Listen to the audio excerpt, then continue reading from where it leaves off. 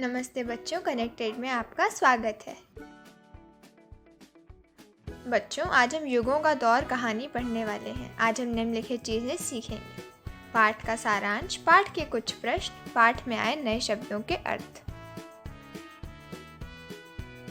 गुप्त शासन में राष्ट्रीयता और साम्राज्यवाद। मौर्य साम्राज्य का अंत हुआ और उसकी जगह शुंग वंश ने ले ली, जिसका शासन अपेक्षा से छोटे क्षेत्र पर था। दक्षिण में बड़े राज्य उभर रहे थे और उत्तर में काबुल से पंजाब तक बाक्ट्री या भारतीय यूनानी फैल रहे थे। मेनांडर के नेतृत्व में उन्होंने पाटलिपुत्र तक पर हमला किया, किंतु उनकी हार हुई। खुद मेनांडर पर भारतीय चेतना और वातावरण का प्रभाव पड़ा और वह बौद्ध हो गया। वह राजा मिलिंद के नाम से प्रसिद्ध हुआ। बौद्ध आख्यानों में उसकी लोक प्रसिद्धि लगभग एक संत के रूप में हुई। भारतीय और यूनानी संस्कृतियों के मेल से अफगानिस्तान और सरहदी सूबे के क्षेत्र में गांधार की यूनानी बौद्ध कला का जन्म हुआ। भारत के मध्य प्रदेश में सांची के निकट बेसनगढ़ में ग्रेनाइट पत्थर की एक मीनार है, जो हेलियोदो स्तंभ के नाम से प्रसिद्ध है। इस पर संस्कृत का एक लेख खुदा है। उसमें उन यूनानियों के भारतीयकरण की झलक मिलती है जो सरहद पार से आए थे और भारतीय संस्कृति को शोषित कर रहे थे। मध्य एशिया में शक, सीदियन लोग ऑक्सस अक्षु नदी की घाटी में गए। चुईचियों में से एक दल कुशनों का भी था। उन्होंने सब पर अधिकार करके उत्तर भारत तक अपना विस्तार कर लिया। उन्होंने शकों को पराजित करके उन्हें दक्षिण की ओर खदेड़ा। शक कठियावाड़ा और दक्षिण की ओर चले गए। इसके बाद कुशनों ने पूरे उत्तर भारत पर और मध्य एशिया के बहुत बड़े भाग पर अपना व्यापक और मजबूत साम्राज्य कायम किया। उनमें से कुछ ने हिंदू धर्म को अपना लिया, लेकिन अधिकतर लोग बौद्ध हो गए। उनका सबसे प्रसिद्ध शासक कनिष्क उन बौद्ध कथाओं का भी नायक है जिनमें उसके महान कारनामों और सार्वजनिक कामों का जिक्र किया गया है। उसके बौद्ध होने के बावजूद ऐसा लगता है कि राज्य धर्म का स्वरूप कुछ मिला जुला था, जिसमें जरथुराष्ट्र के धर्म का भी योगदान था। वह सरहदी सूबा जो कुषाण साम्राज्य कहलाया, उसकी राजधानी आधुनिक पेशवर के पास थी। तक्षशिला का पुराना विश्वविद्यालय भी उसके निकट था। वह बहुत से राष्ट्रों से आने वाले लोगों के मिलने का स्थान बन गया। यहाँ भारतीयों की मुलाकात सीदियनों, यूईरानियों, बाक्ट्रियुरानियों, तुर्कों और चीनियों से होती थी। ये विभिन्न संस्कृतियाँ एक दूसरे को प्रभावित करती थीं। इसके आपसी प्रभावों के परिणाम स्वरूप मूर्तिकला और चित्रकला की एक सशक्त शैली ने जन्म लिया। इतिहास की दृष्टि से इसी ज़माने में चीन और भारत के बीच पहले संपर्क हुए और 64 ईस्वी में यहाँ चीनी राजदूत आए। उस समय चीन से भारत को जो तोहफे मिले, उनमें आड़ू और नाशपाती के पेड़ थे। गोबी रेगिस्तान के ठीक किनारे किनारे तूरफान और कूचा में भारतीय, चीनी और ईरानी संस्कृतियों का अद्भुत मेल हुआ। कुषाण काल में बौद्ध धर्म दो संप्रदायों में बंट गया, महायान और हीनयान। उन दोनों के बीच मतभेद खड़े हो गए। भारतीय परंपरा के अनुसार बड़ी बड़ी सभाओं में इन समस्याओं पर विवाद आयोजित किए जाने लगे। इन बहसों में सारे देश के प्रतिनिधि भाग लेते थे। इन विवादों में एक नाम सबसे अलग और विशिष्ट दिखाई पड़ता है। ये नाम नागार्जुन का है, जो ईसा की पहली शताब्दी में हुए। उनका व्यक्तित्व महान था। वे बौद्ध शास्त्रों और भारतीय दर्शन दोनों के बहुत बड़े विद्वान थे। उन्हीं के कारण भारत में महायान की विजय हुई। महायान के ही सिद्धांतों का प्रचार चीन में भी हुआ। लंका और बर्मा, वर्तमान श्रीलंका और म्यांमार, हीनयान को मानते रहे। कुशनों ने भी अपना भारतीकरण कर लिया था। वे भारतीय संस्कृति के संरक्षक हो गए थे। फिर भी राष्ट्रीय विरोध की एक अंतर्धारा उनके शासन के खिलाफ बराबर चल रही थी। बाद में जब भारत में नई जातियों का आगमन हुआ, तो ईसा की 4वीं शताब्दी के आरंभ में विदेशियों का विरोध करने वाले इस राष्ट्रीय आंदोलन ने निश्चित रूप धारण कर लिया। एक महान शासक ने, जिसका नाम चंद्रगुप्त था, नए हमलावरों को मार भगाया और एक शक्तिशाली विशाल साम्राज्य कायम किया। इस तरह ईस्वी 320 में गुप्त साम्राज्य का युग आरंभ हुआ। इस साम्राज्य में एक के बाद एक कई महान शासक हुए, जो युद्ध और शांति दोनों कलाओं में सफल हुए। लगातार हमलों ने विदेशियों के खिलाफ प्रबल विरोधी भावना को जन्म दिया और देश के पुराने ब्राह्मण क्षत्रिय तत्वों को मातृभूमि और संस्कृति दोनों की रक्षा के बारे में सोचने के लिए मजबूर होना पड़ा। जो विदेशी तत्व यहाँ घुल मिल गए थे, उन्हें स्वीकार कर लिया गया, लेकिन हर नए आने वाले को तेज विरोध का सामना करना पड़ता था और पुराने ब्राह्मण आदर्शों के आधार पर सजातीय राज्य कायम करने का प्रयास किया गया।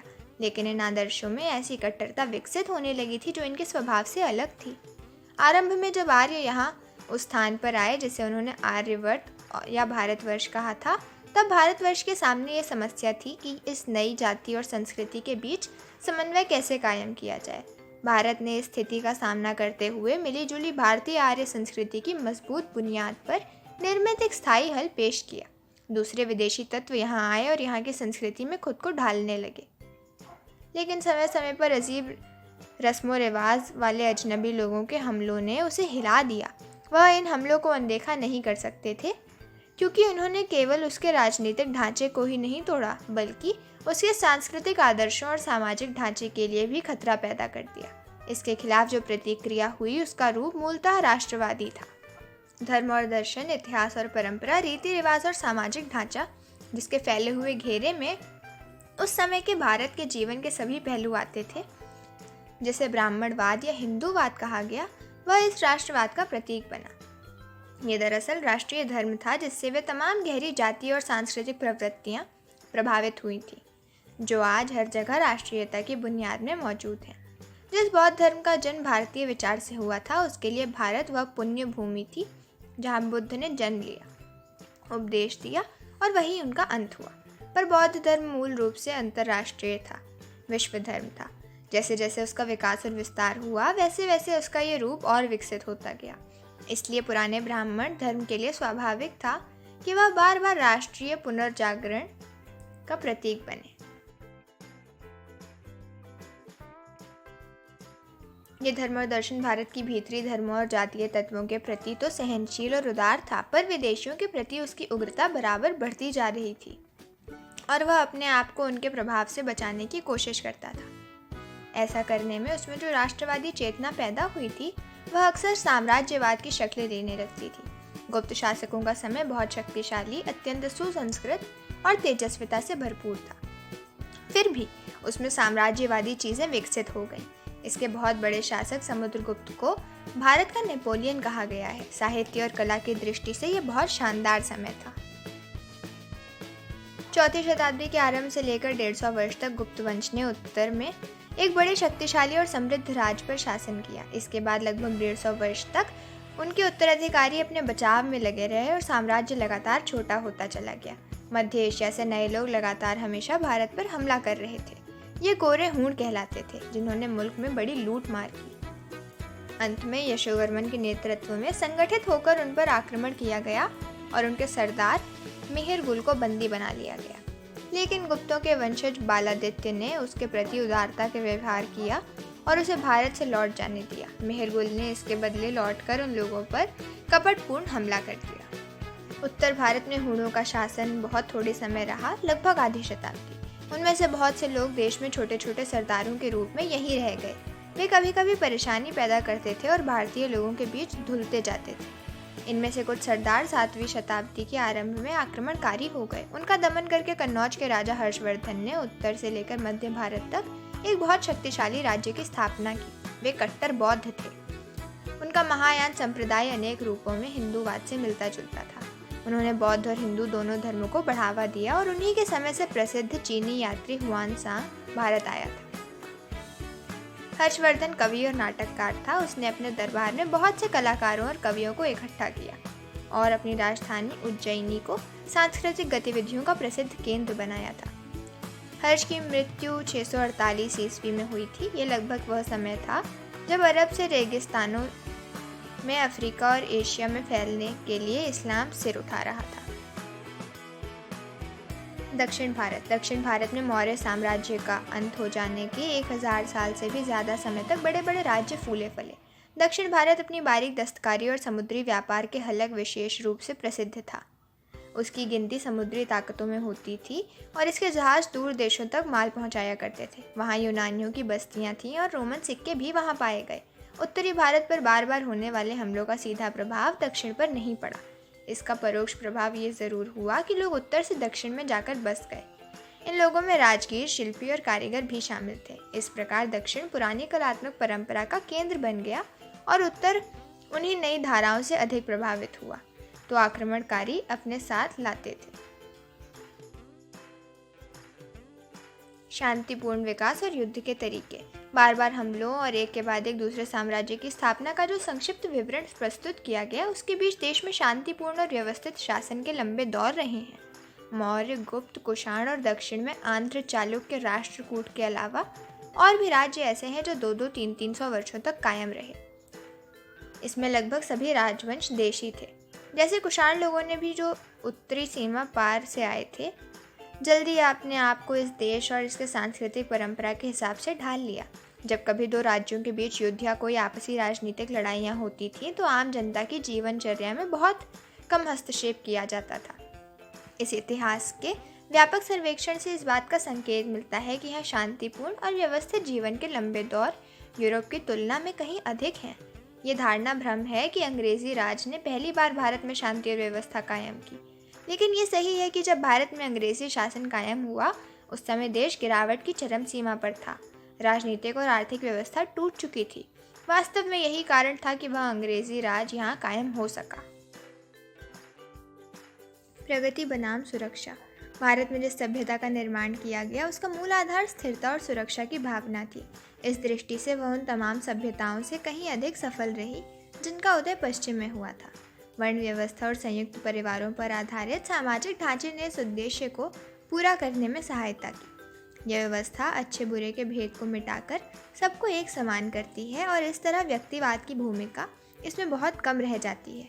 ये दिलचस्प बात है कि जहाँ भारतीय दर्शन अत्यधिक व्यक्तिवादी है और उसकी लगभग सारी चिंता व्यक्ति के विकास को लेकर है, वहाँ भारत का सामाजिक ढांचा सामुदायिक था और उसमें सामाजिक और सामुदायिक रीति रिवाजों का कड़ाई से पालन करना पड़ता था।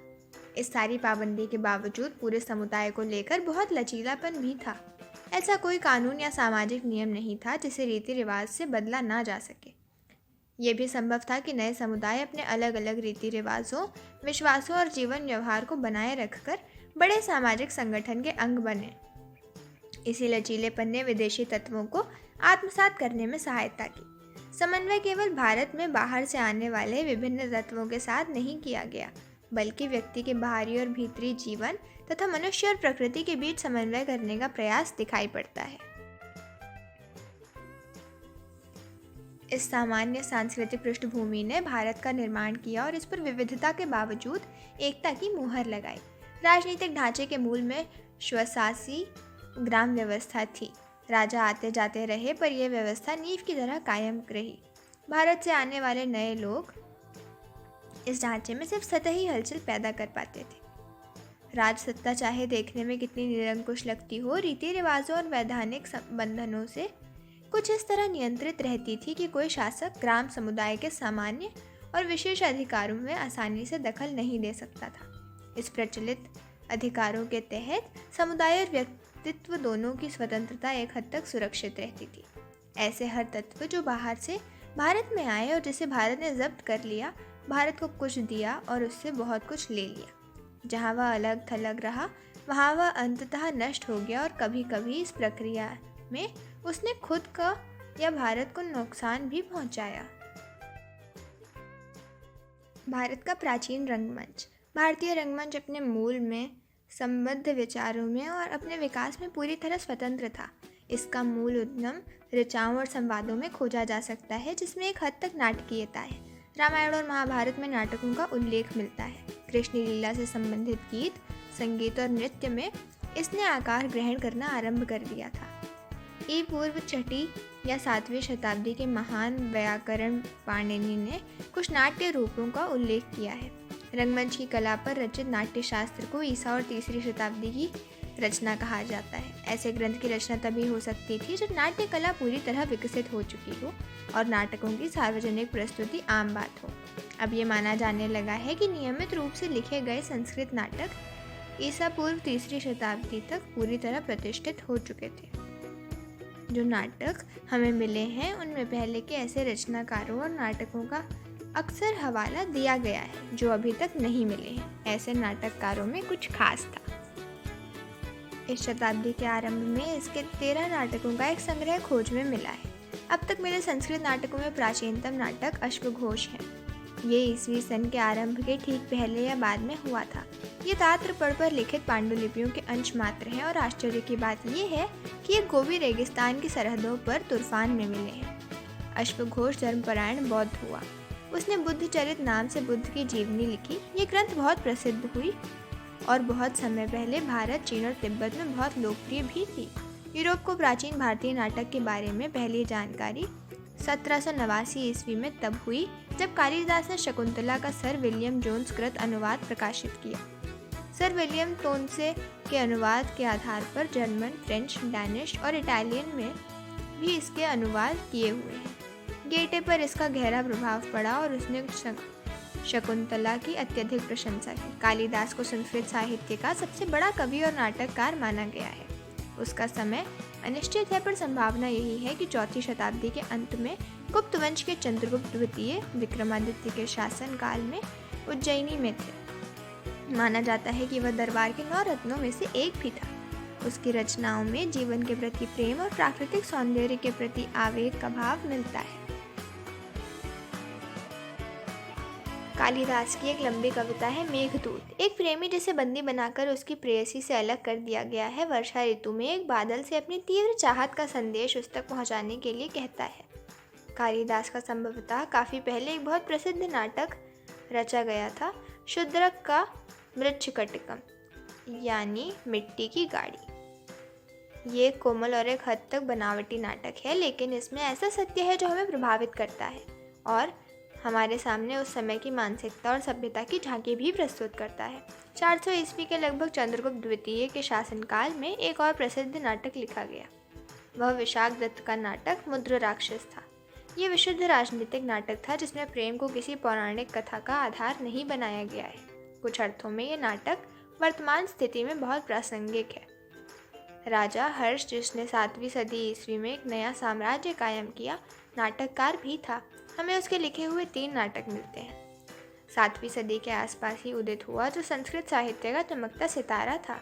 वो भारत में बहुत लोकप्रिय हुआ और केवल कालिदास का ही स्थान उसके ऊपर माना जाता है। संस्कृत नाटकों की यह धारा सदियों तक बहती रही, लेकिन 19वीं शताब्दी के आरंभ में गुणात्मक दृष्टि से स्पष्ट रूप से उसमें ह्रस्व दिखाई देने लगा। प्राचीन नाटकों की भाषा मिली जुली है। संस्कृत और उसके साथ एक या एक से अधिक प्राकृत यानी संस्कृत के बोलचाल में प्रचलित रूप। उसी नाटक में शिक्षित पात्र संस्कृत बोलते हैं और सामान्य अशिक्षित जन समुदाय, प्रायः स्त्रियां, प्राकृत, हालांकि उनमें अनुवाद भी मिलते हैं। ये साहित्यिक भाषा और लोकप्रिय कला के बीच समझौता था। फिर भी प्राचीन नाटक अक्सर राज दरबारों या उसी प्रकार के अभिजात दर्शकों के लिए अभिजात्यवादी कला को प्रस्तुत करते हैं। इस ऊंचे दर्जे के साहित्यिक रंगमंच के अलावा हमेशा एक लोकमंच भी रहा है। इसका आधार भारतीय पुराकथाएं और महाकाव्यों से ली गई कथाएं होती थीं।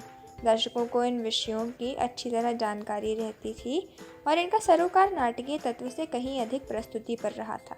ये अलग अलग क्षेत्रों की बोलियों में रचे जाते थे, अतः उस क्षेत्र विशेष तक ही सीमित रहते थे। दूसरी ओर संस्कृत नाटकों का चलन पूरे भारत में था, क्योंकि उनकी भाषा पूरे भारत के शिक्षक समुदाय की भाषा थी। संस्कृत भाषा की जीवंतता और स्थायित्व। संस्कृत अद्भुत रूप से समृद्ध है, अत्यंत विकसित और नाना प्रकार से अलंकृत। इसके बावजूद वह नियत और व्याकरण के उस ढांचे से सख्ती से जकड़ी है जिसका निर्माण 2600 वर्ष पहले पणिनि ने किया था। उसका प्रकार हुआ, संपन्न हुई, भरी पूरी और अलंकृत हुई, पर उसने अपने मूल को नहीं छोड़ा। संस्कृत साहित्य के पतन के काल में भाषा ने अपनी कुछ शक्ति और शैली की सादगी खो दी। सर विलियम जोन्स ने 1784 में कहा था, संस्कृत भाषा चाहे जितनी पुरानी हो, उसकी बनावट अद्भुत है। यूनानी भाषा के मुकाबले अधिक पूर्ण है, लातिनी के मुकाबले अधिक उत्कृष्ट है और दोनों के मुकाबले अधिक परिष्कृत है। पर दोनों के साथ वह इतनी अधिक मिलती जुलती है कि यह संयोग आकस्मिक नहीं हो सकता। ये साफ पहचाना जा सकता है कि इन सभी भाषाओं का स्रोत एक ही है, जो शायद अब मौजूद नहीं रहा है। संस्कृत आधुनिक भारतीय भाषाओं की जननी है। उसका अधिकांश शब्दकोश और अभिव्यक्ति का ढंग संस्कृत की देन है। संस्कृत काव्य और दर्शन के बहुत से सार्थक और महत्वपूर्ण शब्द, जिनका विदेशी भाषाओं में अनुवाद नहीं किया जा सकता, आज भी हमारी लोक प्रचलित भाषाओं में जीवित हैं। दक्षिण पूर्व एशिया में भारतीय उपनिवेश और संस्कृति। रविंद्रनाथ ठाकुर ने लिखा था, मेरे देश को जानने के लिए उस युग की यात्रा करनी होगी जब भारत ने अपनी आत्मा को पहचान कर अपनी भौतिक सीमाओं का अतिक्रमण किया। हमें केवल बीते हुए समय में जाने की ज़रूरत नहीं है, बल्कि तन से नहीं तो मन से एशिया के विभिन्न देशों की यात्रा करने की ज़रूरत है, जहाँ भारत में अनेक रूपों में अपना विस्तार किया था। पिछली चौथाई सदी के दौरान दक्षिण पूर्वी एशिया के इस दूर तक फैले क्षेत्र के इतिहास पर बहुत प्रकाश डाला गया है। इसे कभी कभी बृहत्तर भारत कहा गया है। लेकिन अब भी बहुत सी कड़ियाँ नहीं मिलती। बहुत से आंतरिक विरोध भी हैं, किंतु सामान्य रूप से सामग्री की कोई कमी नहीं है। भारतीय पुस्तकों के हवाले मिलते हैं, अरब यात्रियों के लिखे हुए वृत्तांत हैं और इन सबसे अधिक महत्वपूर्ण है चीन से प्राप्त ऐतिहासिक विवरण। इसके अलावा बहुत से पुराने शिलालेख और ताम्रपत्र भी हैं। जावा और बाली में भारतीय स्रोतों पर आधारित समृद्ध साहित्य हैं, जिसमें अक्सर भारतीय महाकाव्य और पुराकथाओं का भावानुवाद किया गया है। यूनानी और लतीनी स्रोतों से भी कुछ सूचनाएं मिलती हैं, लेकिन इन सबसे बढ़कर प्राचीन इमारतों के विशाल खंडहर हैं, विशेषकर अंगकोर और बोरोबुदुर में। ईसा की पहली शताब्दी से लगभग 900 ईस्वी तक उपनिवेशीकरण की 4 प्रमुख लहरें दिखाई पड़ती हैं। इनके बीच बीच में पूरब की ओर जाने वाले लोगों का सिलसिला अवश्य रहा होगा। इन साहसिक अभियानों की सबसे विशिष्ट बात ये थी कि इनका आयोजन स्पष्टतः राज्य द्वारा किया जाता था। दूर दूर तक फैले इन उपनिवेशों की शुरुआत लगभग एक साथ होती थी और यह उपनिवेश युद्ध की दृष्टि से महत्वपूर्ण स्थानों पर और महत्वपूर्ण रास्तों पर कायम किए जाते थे। इन वस्तुओं का नाम पुराने भारत के नामों के आधार पर रखा गया है। इस तरह जैसे अब कंबोडिया कहते हैं, उस समय कंबोज कहलाया। जावा स्पष्ट रूप से जब द्वीप या जौ का टापू है। यह आज भी एक अन्य विशेष का नाम है। प्राचीन पुस्तकों में आए हुए नामों का संबंध भी प्रायः खनिज, धातु या किसी योग्य खेती की पैदावार से होता है। इस नामकरण से खुद ब खुद ध्यान व्यापार की ओर जाता है। यह व्यापार ईसा पूर्व 3री और 2री शताब्दियों में धीरे धीरे बढ़ गया। इन साहसिक व्यवसायों और व्यापारियों के बाद धर्म प्रचारकों का जाना शुरू हुआ होगा, क्योंकि यह समय अशोक के ठीक बाद का समय था। संस्कृत की प्राचीन कथाओं से और यूनानी और अरबी दोनों में प्राप्त कई बातों से पता लगता है कि भारत और सदर पूर्व के देशों के बीच कम से कम ईसा की पहली शताब्दी में नियंत्रित समुद्री व्यापार होता था। ये स्पष्ट है कि प्राचीन भारत में जहाज़ बनाने का व्यापार बहुत बढ़ा और बहुत उन्नति पर था। उस समय में बनाए गए जहाज़ों का कुछ ब्यौरेवार वर्णन मिलता है। बहुत से भारतीय बंदरगाहों का उल्लेख भी मिलता है। 2री और 3री शताब्दी के दक्षिण भारतीय आंध्र सिक्कों पर दोहरे पाल वाले जहाज़ों का निशान अंकित है। अंजना के भित्ति चित्रों में लंका विजय और हाथियों को ले जाते हुए जहाज़ों का चित्र है। महाद्वीप के देशों बर्मा, स्याय और हिंद चीन पर चीन का प्रभाव अधिक था। टापुओं और मलय प्रायद्वीप पर भारत की छाप भी अधिक थी। आमतौर पर शासन पद्धति और सामान्य जीवन दर्शन चीन ने दिया और धर्म और कला भारत ने। इन भारतीय उपनिवेशों का इतिहास तकरीबन 1300 साल या इससे भी कुछ अधिक का है। ईसा की पहली या 2री शताब्दी से आरंभ होकर 15वीं शताब्दी के अंत तक। विदेशों पर भारतीय कला का प्रभाव। भारतीय सभ्यता ने विशेष रूप से दक्षिण पूर्वी एशिया के देशों में अपनी जड़ें समाई। इस बात का प्रमाण आज वहाँ सब जगह मिलता है। चंपा, अंकोर, श्रीविजय, भज्जपहित और दूसरे स्थानों पर संस्कृत के बड़े बड़े अध्ययन केंद्र थे। वहाँ जिन राज्यों का उदय हुआ उनके शासकों के नाम विशुद्ध भारतीय और संस्कृत नाम हैं। इसका अर्थ ये नहीं है कि वह विशुद्ध भारतीय थे, पर इसका अर्थ ये अवश्य है कि उनका भारतीयकरण किया गया था। राज्य के समारोह भारतीय ढंग से संस्कृत में संपन्न किए जाते थे। राज्य के सभी कर्मचारियों के पास संस्कृत की प्राचीन पदवियाँ थीं और इनमें से कुछ पदवियाँ और पदनाम न केवल थाईलैंड में बल्कि मलया या मुस्लिम रियासतों में भी अभी तक चले आ रहे हैं। इंडोनेशिया के इन स्थानों के प्राचीन साहित्य भारतीय पुराकथाओं और गाथाओं से भरे हुए हैं। जावा और बाली के मशहूर नृत्य भारत से लिए गए हैं। बाली के छोटे से टापू ने अपनी भारतीय संस्कृति को अभी तक बहुत सीमा तक कायम रखा है। यहाँ तक कि हिंदू धर्म भी वहाँ चला आ रहा है। फिलीपीन द्वीपों में लेखन कला भारत से ही गई है। कंबोडिया में वर्णमाला दक्षिण से ली गई है और बहुत से संस्कृत शब्दों को थोड़े से हेरफेर के साथ ले लिया गया है। दीवानी और फौजदारी के कानून भारत के प्राचीन स्मृतिकार मनु के कानूनों के आधार पर बनाए गए हैं और इन्हें बौद्ध प्रभाव के कारण कुछ परिवर्तनों के साथ संहिताबद्ध करके कंबोडिया की आधुनिक कानून व्यवस्था में ले लिया गया है। लेकिन भारतीय प्रभाव सबसे अधिक प्रकट रूप से प्राचीन भारतीय बस्तियों की भव्य कला और वास्तुकला में दिखाई पड़ता है। इस प्रभाव से अंगकोर और बोरोबुदूर की इमारतें और अद्भुत मंदिर तैयार हुए। जावा में बोरोबुदूर में बुद्ध के जीवन कथा पत्थरों पर लिखी हुई है। दूसरे स्थानों पर नक्काशी करके विष्णु, राम और कृष्ण की कथाएं अंकित की गई हैं। अंगकोर वट के विशाल मंदिर के चारों तरफ विशाल खंडहरों का फैला हुआ क्षेत्र है। उसमें बनावटी झीलें, पोखरें और नहर हैं जिनके ऊपर पुल बने हैं और एक बहुत बड़ा फाटक है जिस पर एक वृद्धाकार सिर पत्थर में खुदा है। ये एक आकर्षक मुस्कुराता हुआ किंतु रहस्यमय कंबोडिया देवतुल्य चेहरा है। इस चेहरे की मुस्कान अद्भुत रूप से मोहक और विचलित करने वाली है।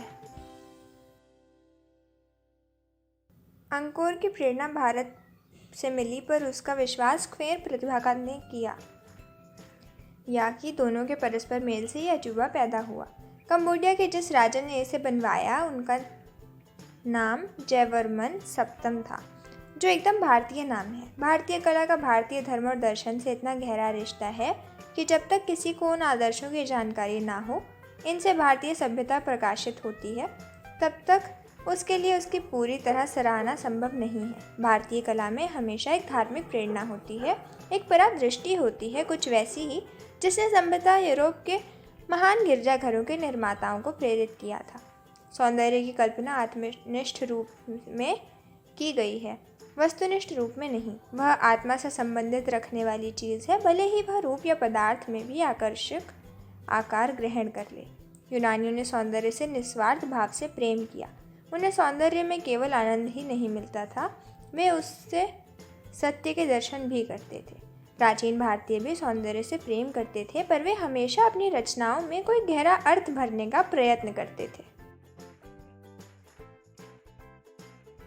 भारतीय कविता और संगीत की तरह कला में भी कलाकार से ये उम्मीद की जाती थी कि वह प्रकृति की सभी मनोदशाओं से एकता स्थापित करें, ताकि वह प्रकृति और विश्व के साथ मनुष्य के मूलभूत तालमेल स्थापित कर सके। भारत की विशेषता उसकी मूर्तिकला और स्थापत्य में है, जिस तरह चीन और जापान की विशेषता उनकी चित्रकला में है। भारतीय संगीत, जो यूरोपीय संगीत से बहुत भिन्न है, अपने ढंग से बहुत विकसित था। इस दृष्टि से भारत का बहुत विशिष्ट स्थान है और संगीत के क्षेत्र में चीन और सुदूर पूर्व के अलावा उसने एशियाई संगीत को बहुत दूर तक प्रभावित किया है। एशिया के दूसरे देशों की तरह भारत में भी कला के विकास पर बनाई हुई मूर्तियों के विरुद्ध धार्मिक पूर्वाग्रह का महत्वपूर्ण प्रभाव पड़ा। वेद मूर्ति पूजा के खिलाफ थे और बौद्ध धर्म में भी अपेक्षाकृत बाद के समय में ही बुद्ध की मूर्तियों और चित्र बनाए जा सके। मथुरा के संग्रहालय में बोधिसत्व की एक विशाल, शक्तिशाली और प्रभावशाली पत्थर की मूर्ति है, जिसका निर्माण ईस्वी सन के आरंभ के आसपास कुषाण युग में हुआ था। भारतीय कला अपने आरंभिक काल में प्रकृतिवाद से भरी है, जो कुछ अंशों में चीनी प्रभाव के कारण हो सकता है। भारतीय कला के इतिहास की विभिन्न अवस्थाओं पर चीनी प्रभाव दिखाई पड़ता है। चौथी से छठी शताब्दी ईस्वी में गुप्त काल के दौरान, जिसे भारत का स्वर्ण युग कहा जाता है, अजंता की गुफाएं खोदी गईं और उनमें दीवार पर चित्र बनाए गए। बाग और बादामी की गुफाएं भी इसी कला की हैं। अजंता हमें किसी स्वप्न की तरह दूर किंतु असल में एकदम सच्ची दुनिया में ले जाती है। इन दीवारों पर बने चित्रों को बौद्ध भिक्षुओं ने बनाया था। बहुत समय पहले उनके स्वामी ने कहा था, स्त्रियों से दूर रहो, उनकी तरफ देखो भी नहीं, क्योंकि वे खतरनाक हैं। इसके बावजूद इन चित्रों में स्त्रियों की कमी नहीं है। सुंदर स्त्रियां, राजकुमारियां, गायिकाएं, नर्तकियां बैठी और खड़ी श्रृंगार करती हुई या शोभा यात्रा में जाती हुई। ये चित्रकार भिक्षु संसार को और जीवन के गतिशील नाटक को कितनी अच्छी तरह जानते थे। उन्होंने ये चित्र उतने ही प्रेम से बनाए हैं जितने प्रेम से उन्होंने बोधिसत्व को उनकी शांत लोकोत्तर गर्मिया में चित्रित किया है। 7वीं-8वीं शताब्दी में ठोस चट्टान को काटकर एलोरा की विशाल गुफाएं तैयार हुईं, जिनके बीच में कैलाश का विशाल मंदिर है। यह अनुमान करना ठीक है कि इंसान ने इसकी कल्पना कैसे की होगी या कल्पना करने के बाद अपनी कल्पना को रूप आकार कैसे दिया होगा। एलिफेंटा की गुफाएं भी इस तरह की हैं, जहां प्रभावशाली और रहस्यमय मूर्तियां बनी हैं। दक्षिण भारत में महाबलीपुरम की इमारतों का निर्माण भी इस समय हुआ था। एलिफेंटा की गुफाओं में नटराज शिव की खंडित मूर्ति है, जिसमें शिव नृत्य की मुद्रा में है। हैवेल का कहना है कि इस शत विक्षत अवस्था में भी ये मूर्ति बहुत बड़ी शक्ति का मूर्त रूप है और इसकी कल्पना अत्यंत विशाल है। ब्रिटिश संग्रहालय में विश्व का सृजन और नाश करते हुए नटराज शिव की एक और मूर्ति है। एप्स्टीन ने लिखा है कि उनके विशाल काल के विराट युगों का आह्वान करती है। जावा में बोरीबुदुर से बोधिसत्व का एक सिर कोपेनहेगन के ग्लिप्टोटक ले जाया गया है। रूपगत सौंदर्य की दृष्टि से तो ये सिर सुंदर है ही, इसमें कुछ और गहरी बात है जो बोधिसत्व की शुद्ध आत्मा को इस तरह उद्घाटित करती है जैसे दर्पण में परछाई। वह एक ऐसा चेहरा है जिसमें समुद्र की गहराइयों की प्रशांति, निरभ्र नीले आकाश की स्वच्छता और इंसानी पहुंच से परे का परम सौंदर्य मूर्तिमान हुआ है। भारत का विदेशी व्यापार। ईस्वी सन के पहले 1000 वर्षों के दौरान भारत का व्यापार दूर दूर तक फैला हुआ था और बहुत से विदेशी बाजारों पर भारतीय व्यापारियों का नियंत्रण था। पूर्वी समुद्र के देशों में तो उनका महत्व था ही, उधर वह भूमध्य सागर तक भी फैला हुआ था। भारत में बहुत प्राचीन काल से कपड़े का उद्योग बहुत विकसित हो चुका था। भारतीय कपड़ा दूर दूर के देशों में जाता था और रेशमी कपड़ा भी यहाँ काफ़ी समय से बनता रहा है, लेकिन वह शायद उतना अच्छा नहीं होता था जितना चीनी रेशम, जिसका आयात यहाँ ईसा पूर्व 4वीं शताब्दी से ही किया जाता था। भारतीय रेशम उद्योग ने बाद में विकास किया, लेकिन बहुत नहीं। कपड़े को रंगने की कला में बहुत प्रगति हुई और पक्के रंग तैयार करने के खास तरीके खोज निकाले गए। इनमें से एक नील का रंग था, जिसे अंग्रेजी में इंडिगो कहते हैं। ये शब्द इंडिया से बना है और अंग्रेजी में यूनान के माध्यम से आया है। ईस्वी सन की आरंभिक शताब्दियों में भारत में रसायन शास्त्र, केमिस्ट्री का विकास और देशों की तुलना में शायद अधिक हुआ। भारतीय प्राचीन काल से ही फौलाद को ताव देना जानते थे। भारतीय फौलाद और लोहे की दूसरे देशों में बहुत कद्र की जाती थी, विशेष रूप से युद्ध के कामों में। भारतीयों को और बहुत सी धातुओं की भी जानकारी थी और उनका इस्तेमाल किया जाता था। औषधियों के लिए धातुओं के मिश्रण तैयार किए जाते थे। आसव और भस्म बनाना ये लोग खूब जानते थे। औषध विज्ञान काफ़ी विकसित था। मध्य युग तक प्रयोगों में काफ़ी विकास किया जा चुका था, गरचे ये प्रयोग मुख्य रूप से प्राचीन ग्रंथों पर आधारित थे। शरीर रचना और शरीर विज्ञान का अध्ययन किया जाता था और हार्वे से बहुत पहले रक्त संचार की बात सुनाई जा चुकी थी। खगोल शास्त्र, ज्योतिष, जो विज्ञानों में सबसे पुराना है, विश्वविद्यालयों में पाठ्यक्रम का नियमित विषय था और फलित ज्योतिष को इससे मिला दिया जाता था। एक निश्चित पंचांग भी तैयार किया गया था जो अभी भी प्रचलित है। जो लोग समुद्री यात्रा पर निकलते थे उनके लिए खगोल शास्त्र का ज्ञान सामान्य दृष्टि से बहुत मददगार होता था। ये कहना कठिन है कि उस समय तक यंत्रों ने कितनी प्रगति की थी, लेकिन जहाज़ बनाने का उद्योग खूब चलता था। इसके अलावा विशेष रूप से युद्ध में काम करने आने वाली तरह तरह की मशीनों के हवाले भी मिलते हैं। ऐसा प्रतीत होता है कि उस समय भारत औजारों के निर्माण एवं प्रयोग में और रसायन शास्त्र एवं धातु शास्त्र संबंधित जानकारी में किसी देश से पीछे नहीं था। इसी कारण कई सदियों तक वह कई विदेशी व्यापारों को अपने वश में रखा। प्राचीन भारत में गणित शास्त्र। ये माना जाता है कि आधुनिक अंकगणित और बीजगणित की नींव भारत में ही पड़ी थी। गिनती का इस्तेमाल करने की फूहड़ पद्धति रोमन और उसी तरह की संख्याओं के इस्तेमाल में बहुत समय तक प्रगति में बाधा दी, जबकि शून्यांक मिलाकर 10 भारतीय संख्याओं ने मनुष्य की बुद्धि को इन बाधाओं से बहुत पहले मुक्त कर दिया था और अंकों के व्यवहार बहुत अधिक प्रकाश भी डाले गए थे। ये चिन्ह बेजोड़ थे और दूसरे देशों में प्रयोग किए जाने वाले तमाम चिन्हों से एकदम अलग थे। भारत में ज्यामिति, अंकगणित और बीजगणित का आरंभ बहुत प्राचीन काल में हुआ था। शायद आरंभ में वैदिक विधियों पर आकृतियाँ बनाने के लिए एक तरह के ज्यामितीय बीजगणित का प्रयोग किया जाता था। हिंदू संस्कारों में ज्यामिति का विकास अवयव हुआ, पर इस क्षेत्र में यूनान और सिकंदरिया आगे बढ़ते। अंकगणित और बीजगणित में भारत आगे बना रहा। जिसे शून्य या कुछ नहीं कहा जाता है, वह आरंभ में एक बिंदी या नुक्ते की तरह था। बाद में उसने छोटे वृत्त का रूप धारण कर लिया। उसे किसी भी और अंक की तरह एक अंक समझा जाने लगा। शून्य अंक और स्थान मूल्य वाली दशमलव स्थिति को स्वीकार करने के बाद अंकगणित और बीजगणित में तेजी से विकास करने की दिशा में कई दरवाजे खुल गए। बीजगणित पर सबसे प्राचीन ग्रंथ ज्योतिर्विद आर्यभट्ट का है, जिनका जन्म 427 ईस्वी में हुआ था। भारतीय गणित शास्त्र में अगला महत्वपूर्ण भास्कर 522 ईस्वी का और इसके बाद ब्रह्मपुत्र 628 ईस्वी का है। ब्रह्मपुत्र प्रसिद्ध खगोल शास्त्री थे, जिसने शून्य पर लागू होने वाले नियम निश्चित किया और इस क्षेत्र में और अधिक अनकही तरक्की की। इसके बाद अंकगणित और बीजगणित पर लिखने वाले गणितज्ञों की परंपरा मिलती है। इनमें अंतिम महान नाम भास्कर द्वितीय का है, जिसका जन्म 1114 ईस्वी में हुआ था। उसने खगोल शास्त्र, बीजगणित और अंकगणित पर 3 ग्रंथों की रचना की।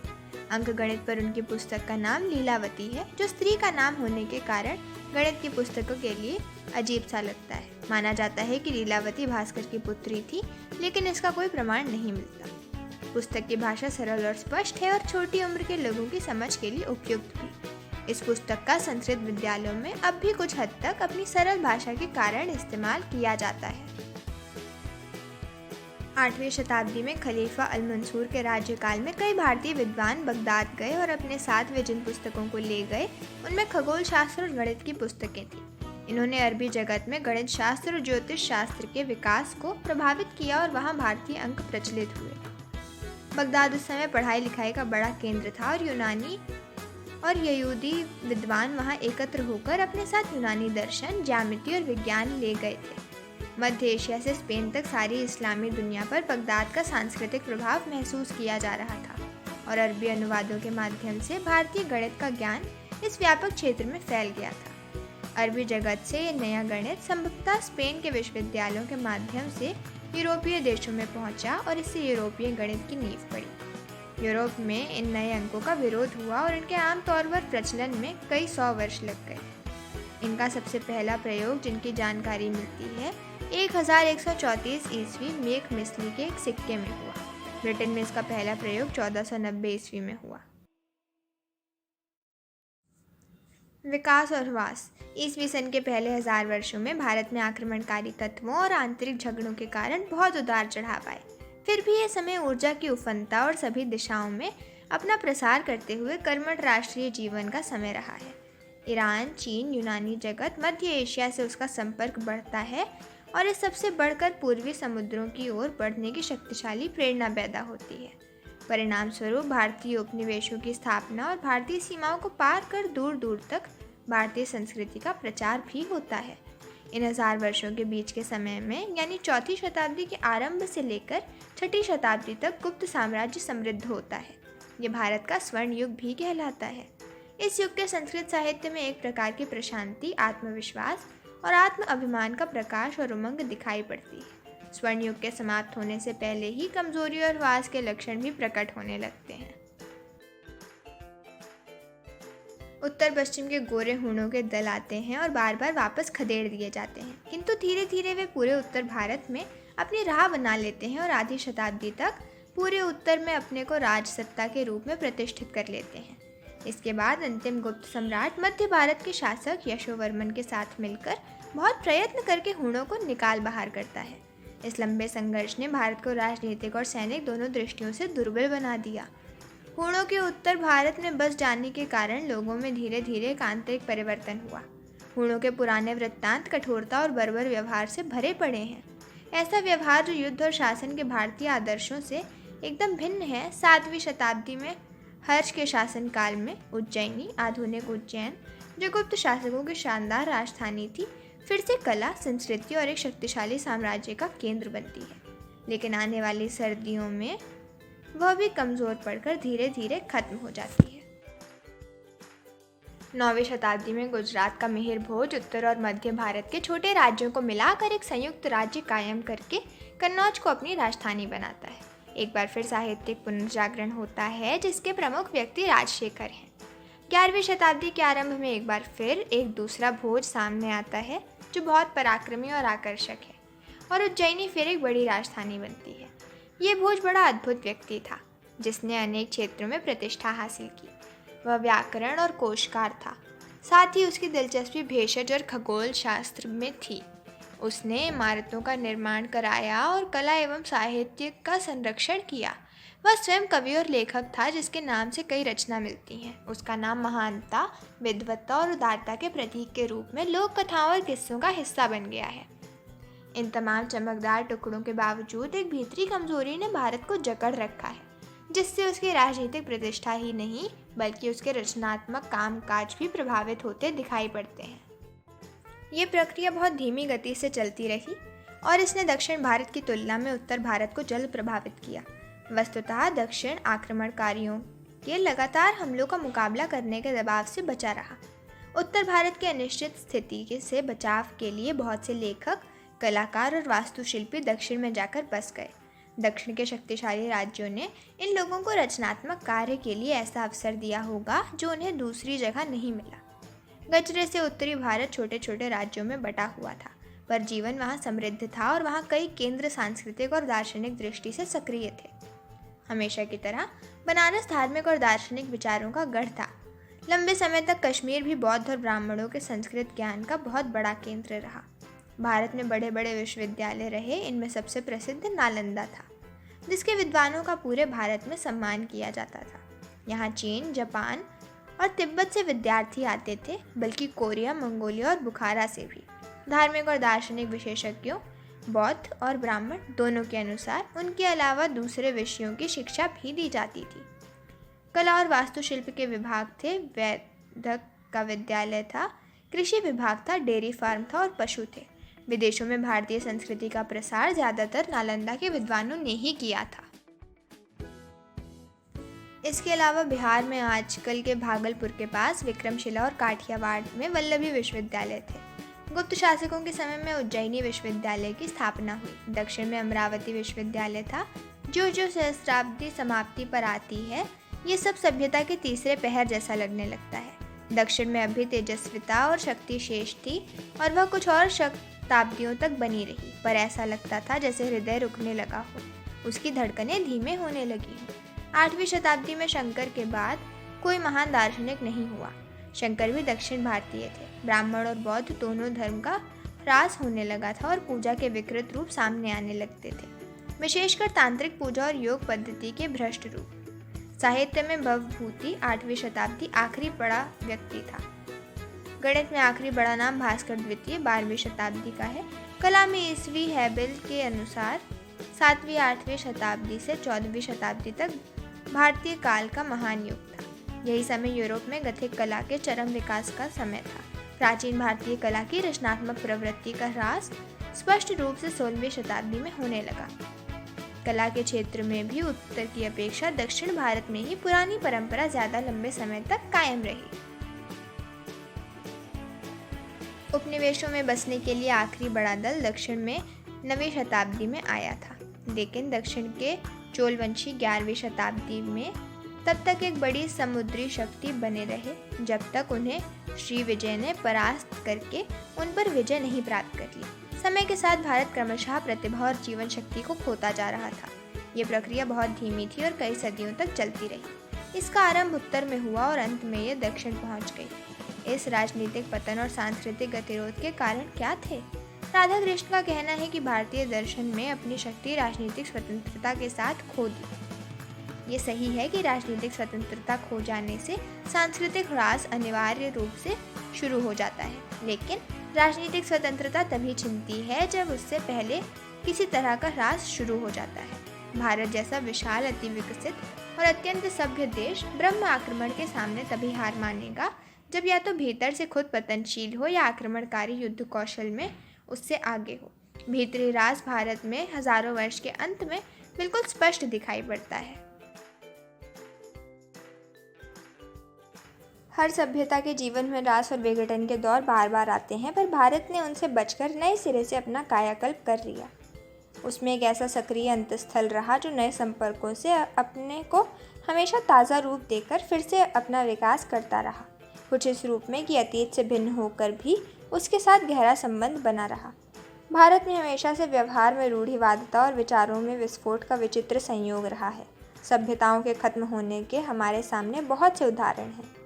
इनमें सबसे प्रसिद्ध उदाहरण यूरोप की प्राचीन सभ्यता का है, जिसका अंत रोम के पतन के साथ हुआ। भारतीय सभ्यता का ऐसा नाटकीय अंत ना उस समय हुआ और ना बाद में, किंतु उत्तर पतन साफ दिखाई पड़ता है। शायद ये भारतीय समाज व्यवस्था के बढ़ते हुए कट्टरपन का अनिवार्य परिणाम था, जिसे यहाँ की जाति व्यवस्था में देखा जा सकता है। जहाँ भारतीय विदेश चले गए, जैसे दक्षिण पूर्व एशिया में, वहाँ उनकी मानसिकता, रीति रिवाज और अर्थव्यवस्था किसी में इतना कट्टरपन दिखाई नहीं पड़ता। अगले 400-500 वर्ष तक वे इन उपनिवेशों में फले फूले और उन्होंने तेजस्विता और रचनात्मक शक्ति का परिचय दिया। स्वयं भारत में गैर मिलनसारिता भावना ने उनकी रचनात्मकता को नष्ट कर दिया। जीवन निश्चित चौखटों में बंट गया, जहाँ हर आदमी का धंधा स्थायी और नियत हो गया। देश की सुरक्षा के लिए युद्ध करना क्षत्रियों का काम हो गया। ब्राह्मण और क्षत्रिय वाणिज्य व्यापार को नीची नज़र से देखते थे। नीची जाति वालों को शिक्षा और विकास के अवसरों से वंचित रखा गया और उन्हें अपनी से ऊंची जाति के लोगों के अधीन रहना सिखाया गया। भारत के सामाजिक ढांचे ने भारतीय सभ्यता को अद्भुत दृढ़ता भी दी। उसने गुटों को शक्ति दी और उन्हें एकजुट किया, लेकिन ये बात बृहत्तर एकता और विकास के लिए बाधक हुई। इसने दस्तकारी, शिल्प, वाणिज्य और व्यापार का विकास किया, लेकिन हमेशा अलग अलग समुदाय के भीतर। इस तरह खास ढंग के धंधे पुश्तैनी बन गए और नए ढंग के कामों से बचने और पुरानी लकीर पीटने रहने की आदत पड़ गई। इससे बड़ी संख्या में लोगों को विकास के अवसरों से वंचित करते हुए उन्हें स्थायी रूप से समाज की सीढ़ी में नीचे दर्जा देकर ये मूल्य चुकाया गया। इसी कारण एक तरफ ह्रास हुआ विचारों में, दर्शन में, राजनीति में, युद्ध के तरीकों में, बाहरी दुनिया के बारे में जानकारी और उसके साथ संपर्क में, साथ ही क्षेत्रीयता के भाव बढ़ने लगे। भारत की अखंडता की अवधारणा के स्थान पर सामंतवाद और गिरोहबंदी की भावनाएं बढ़ने लगीं और अर्थव्यवस्था छोटी हो गई। इसके बावजूद जीवन शक्ति और अद्भुत दृढ़ता बची हुई थी और इसके साथ लचीलापन एवं अपने को ढालने की क्षमता, इसलिए वह बचा रह सका। नए संपर्क एवं विचारधाराओं का लाभ उठा सका और कुछ दिशा में प्रगति भी कर सका, लेकिन ये प्रगति अतीत के बहुत से अवशेषों में से जकड़ी रही और बाधित होती रही।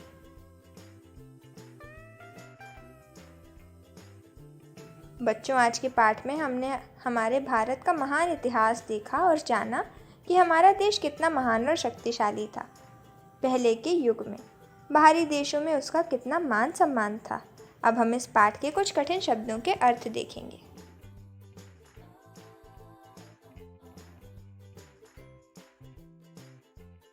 आइए बच्चों, निम्नलिखित प्रश्नों के उत्तर दीजिए।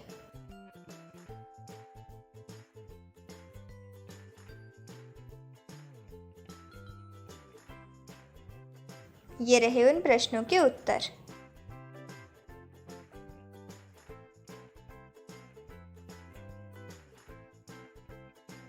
बच्चों, आज का पाठ समाप्त हुआ। आशा है कि आप सबको पसंद आया होगा। धन्यवाद।